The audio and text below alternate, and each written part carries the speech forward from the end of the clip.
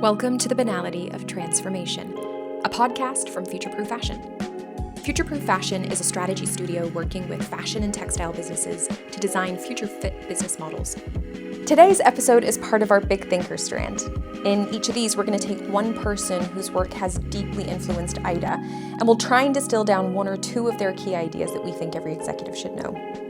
In this one, we're going to be talking about Charlie Munger and his idea that if you really want to understand behavior, you have to understand incentives. It's hard to fix human systems without fixing human incentives. So you're absolutely right to focus on the incentives. And I think the existing system, as it's evolved, is quite perverse. A system is perverse when good people go bad because of the way the system is structured. Charlie Munger was probably most well known for his role in creating huge success for Berkshire Hathaway as vice chairman. His longtime partnership and friendship with Warren Buffett was hugely impactful both ways. Buffett shared once, and I quote, "He's given me the ultimate gift a person could ever give. He's made me a better person." So what was it about Charlie that was so influential? What was his legacy? And why has it had such a profound impact on not only our work and the development of IDA, but so many others? If I had to summarize it, Charlie was one of the most profound thinkers of his time. One of his greatest qualities was his insatiable appetite for learning, but not industrial style learning, not the memorize and regurgitate learning, real understanding. He promoted this idea in many of his keynotes later in life. He advocated for a diverse, multidisciplinary approach to learning as a way of bending and expanding your own mind. Warren Buffett once said again, "Charlie has the best 30-second mind in the world. He goes from A to Z in one move and sees the essence of everything before you've even finished your sentence." These glimpses into Charlie start to give you a sense of the intellectual and moral wisdom that he carried. Charlie was born in 1924 in Omaha, Nebraska, and there's no doubt his early years, which were marked by significant events like World War II and the Great Depression, were highly influential in shaping who he became. He talks about witnessing the hardships of the Great Depression, and in a few of his interviews, he shares that he often walked through a Hooverville, which was located next to his grandfather's house. Seeing such hardship firsthand really left a lasting impression on him and shaped a lot of his investment philosophy and approach to life. When he was a teenager, he worked in Warren Buffett's grandfather's grocery store. Warren and Charlie didn't actually know each other at the time, and Charlie then went on to study mathematics at the University of Michigan. He left during the war to serve in the Army, and then went on to Harvard Law School and built a hugely successful law career in California. Later, he ran his own investment partnership that delivered unmatched results. And then, in 1959, a mutual friend back in Omaha hosted a dinner party where Charlie met Warren for the first time. And as the story goes, they talked all evening, recognizing similar qualities being mirrored back to them. Both intensely curious, slightly eccentric, and witty. They really hit it off. They stayed in touch until Charlie left law and joined Berkshire Hathaway as vice chairman in 1978. He helped to shape the investment philosophy and culture as well as decades of huge success. Charlie shares, and I quote, "Warren talked me into leaving the law business. I was already thinking about becoming a full-time investor. He told me I was far better suited to that, and he was right." Charlie described himself as a lifelong learning machine. He was well known for his mental models, which were big ideas that he'd drawn from multiple disciplines: psychology, economics, engineering, math, biology, and he used these as a tool to interpret the world around him. Charlie was hugely passionate about multidisciplinary learning and developing the habit of mastering multiple models, which underline reality, is one of the best things that you can do. He famously said he'd never met a wise person who didn't read constantly, and his children often joked that he was essentially a book with legs.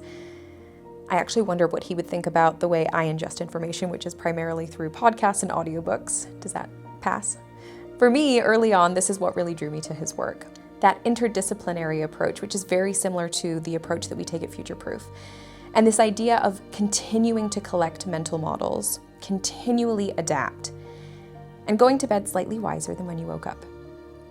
That mindset is very present in IDA, which is deliberately built on systems thinking, behavioral economics, operations, and psychology, rather than a single discipline.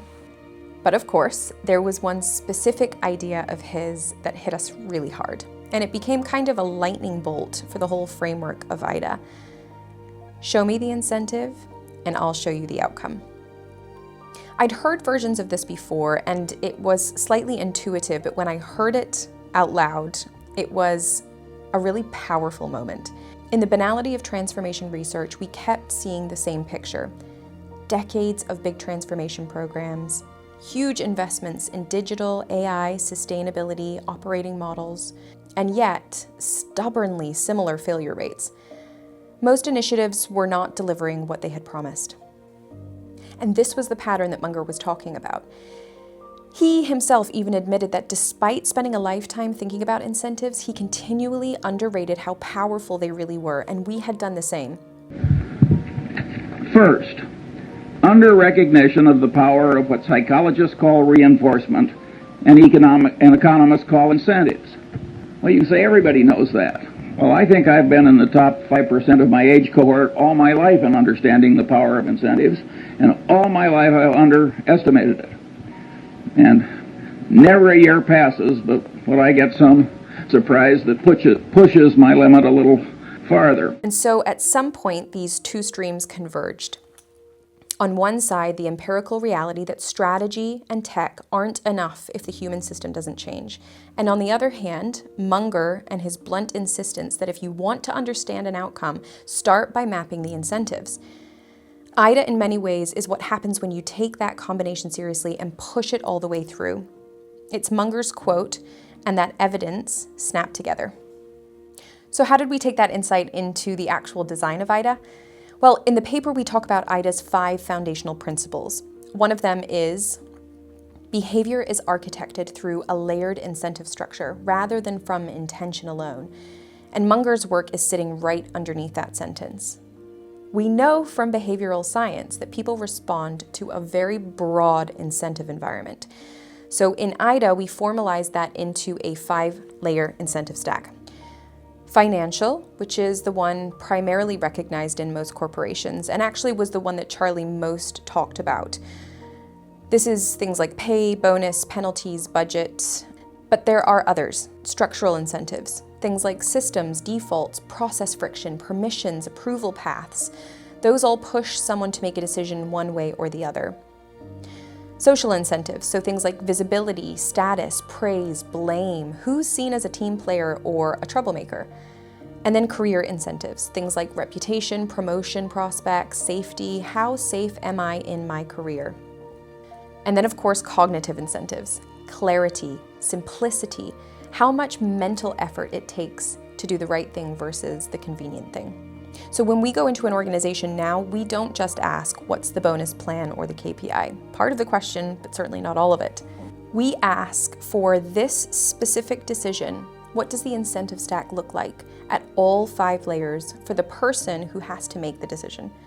Because, for example, if a sustainability-aligned choice pays less, adds friction, attracts social pushback, feels career risky, and is cognitively much harder, then Munger would say it's perfectly rational for people not to choose it, no matter what the strategy says. When it comes to the system, our incentive systems are different, and what they try and adapt to is the reality of each situation.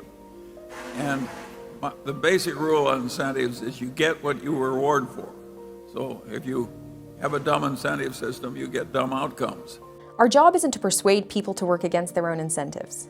Our job is to help leaders redesign the incentive architecture around the decisions that matter so that the behavior the strategy needs becomes the easiest, safest, most rewarding option. So Charlie Munger's gift to us all was a new lens. When you see outcomes that you don't like, start by asking what incentives are making that the rational choice.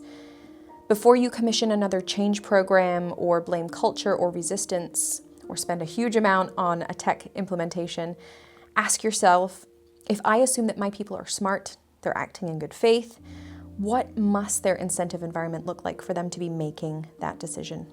Where does that environment diverge from what we say we value? and which parts of that architecture, KPIs, decision rights, approval paths, information flows, are actually in my control to change. In the Banality of Transformation, we argue that the competitive frontier actually isn't going to be who has the flashiest strategy or the biggest AI budget.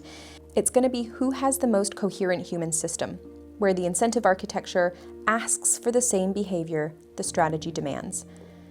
Charlie Munger helped us see that incentives are not a footnote to the system. They are one of the deepest design levers. And IDA is our attempt to turn that into a teachable and repeatable practice.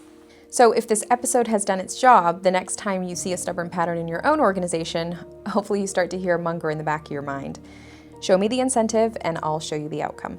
Thanks for listening, and we'll see you next time.